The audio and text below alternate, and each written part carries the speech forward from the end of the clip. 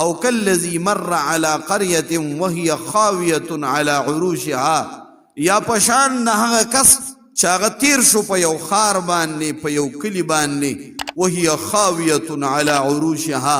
او حال د هغه کلي دا و چې هغه کلی چې دی هغه راپروت و په خپلو چتونو باندې یعنې د کورونو چتونه یې اول راغورځېدلي دي او بیا پې دیوالونه راغورځېدلي دي هغه قوم تباه شوی و نو دغه پیغمبر چې عزیر علیه السلام الله فرمایي قال انا یحیی هذه الله بعد موتها چې داسې ورته وکتل نو د عزیر علیه السلام هم په دې کې شک نه و چې ګینې العیاذ بالله دا الله واپس را ژوندي کولی نشي خو انا یحیی هذه الله بعد موتها څنګه به ژوندي کوي الله دا د کلي خلک پس د مرګ د دوی نه یعنې د دې هغه کیفیت به څنګه وي طریقه به څنګه وي دا به په کم شکل باندې را ژوندي کېږي په دې خو ایمان و چې الله به یې را ژوندي کوي د الله د قدرت نه بار نه دي دا د الله د طاقت نه بار خبره نه ده خو چې دا ژوندي کېدل به په سمه طریقه باندې او څنګه به نو دغه عزیر علیه السلام نه ووي انا یحیی هذه الله بعد موتها الله فرمایي فاماته الله 100 عام الله په عزیر علیه السلام باندې په دغه ځای کې 100 کاله خوب و مرګ یو قسم لراوست یو قسم لمرګ یې پې راوسته عزیر علیه السلام په دغه ځای باندې سملاستو او 100 کاله دی مړو 100 کاله او الله بیا قرآن کې فرمایي فاماته الله 100 عام ثم بعثه چې کله 100 کاله پوره شو چې 100 کاله پوره شو نو ثم بعثه بیا الله واپس دی ژوندی او بیا تینا نا الله فرشته راله او تپوس یې تې وکړو قال کم لبستا عزیره تا دلته څومره وخت تېر نو عزیر علیه السلام چې دغلته کې ملاستو او مرګ پرې راغلی و نو هغه د ساخ وخت او چې کله الله واپس را ژوندی که نو د نور د پرېوتو ټیم و نو عزیر علیه السلام داسې وکتل نو د وی چې یاره دا خو زه سار راغلی وم او دا ماښام دی نو وی الله وی چې فرشتې ورته وی چې کم لبسته وی قال لبست یوما ما خو دلته یو ورځ تېره کړې ده چې بیا داسې وکته چې نه دا خو زه چې راغلی وم نو د ساخ ټیم و اوس نور په پرېوتو دی او بعض یوم یا الله به د ورځې یو حصه مې تېره کړې ده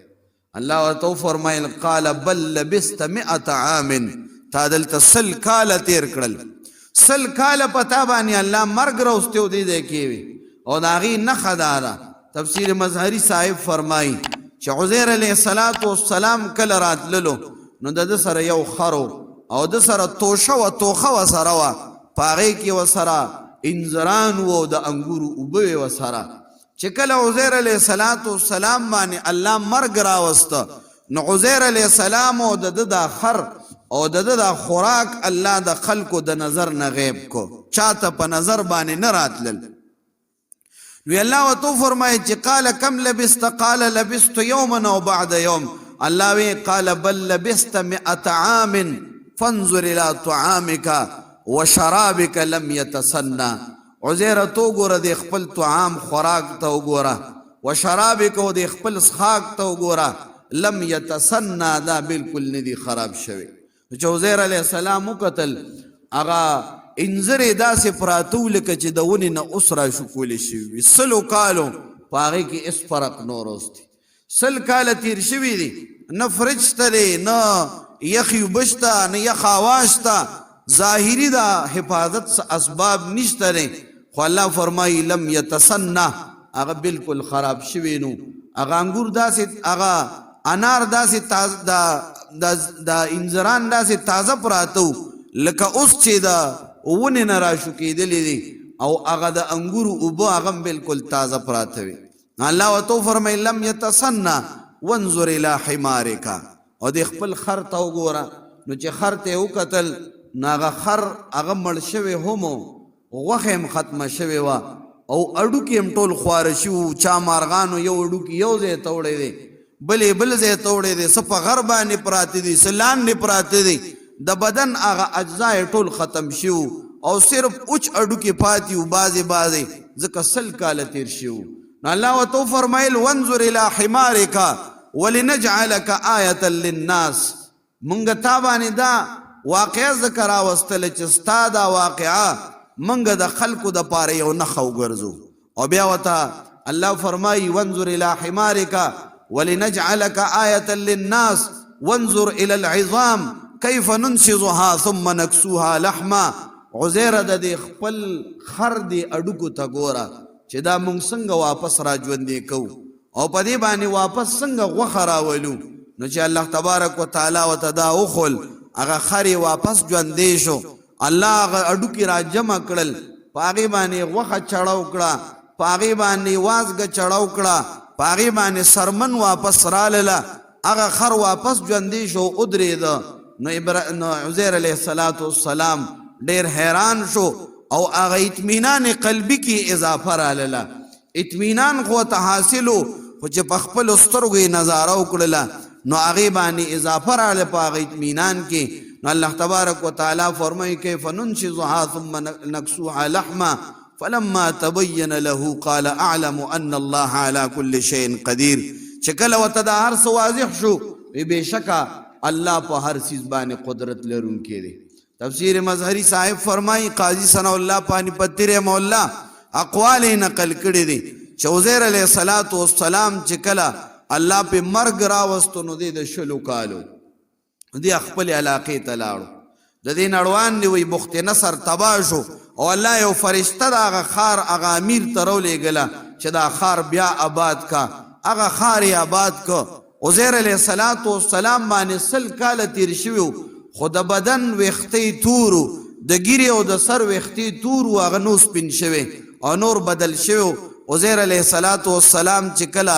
په هغه زړو نښو باندې په خپل کوشش باندې خپل کور ته لاړو، خپل کور یې معلوم کو نو کور یې دغه شان شړ پروت و. په هغه کور کې یو بوډۍ بیا مونتله، د 120 کالو بوډۍ وه، په سترګو باندې ړنده وه، په خپو باندې شله وه. عزیر علیه السلام ورته وکتل نو دا د عزیر علیه السلام وینځه وه، د 20 کالو په عمر کې پرېښه وه. عزیر علیه السلام ورته وایي چې دا د عزیر کور دی. ویاو دا د عزیر کور دی خو د عزیر نوم خو په دومره زمانه کې چا نه دی اخیستی. وایي زه عزیر یم. وایي ښه چې ته عزیر نو عزیر خو مستجاب الدعواتو، د هغه دعاګانې خو الله قبلولې. ته د الله نه دعا وکړه چې زما د بوډاتوب ختم کړي او زما د بیماری ختمه کړي او زما د سترګو نظر واپس راشي. عزیر علیه السلام د الله نه سوال وکړه، هغه وینځې واپس ځوانه شوه او هغه وینځلې الله د سترګو نظر واپس ورکړه. بیا دغه بوډۍ راله خلکو ته وایي دا عزیر علیه السلام دی. خلکو یې موږ دا نه منو، عزیر علیه السلام خو پخوا وفات شوی دی، دا عزیر نه دی. عزیر علیه السلام چې وکته نو د تورات نسخې نه وي، بخت نصر د تورات نسخې ختمې کړې وي. د علیه السلام ډېر افسوس وکړو. قوم ورته وایي که ته عزیر علیه السلام نو تورات نشته دی، موږ له تورات راوړه. عزیر علیه السلام د الله نه سوال وکړو. الله تبارک وتعالی د عزیر علیه السلام په دې زړه کې او سینه کې د تورات یو تصویر راواچ. عزیر علیه السلام د الله نه سوال وکړو، الله د هغه په سینه کې د تورات یو تصویر واچو. عزیر علیه السلام تورات په حفظ باندې په یادو ټول بني اسرائیلو ته بیان که.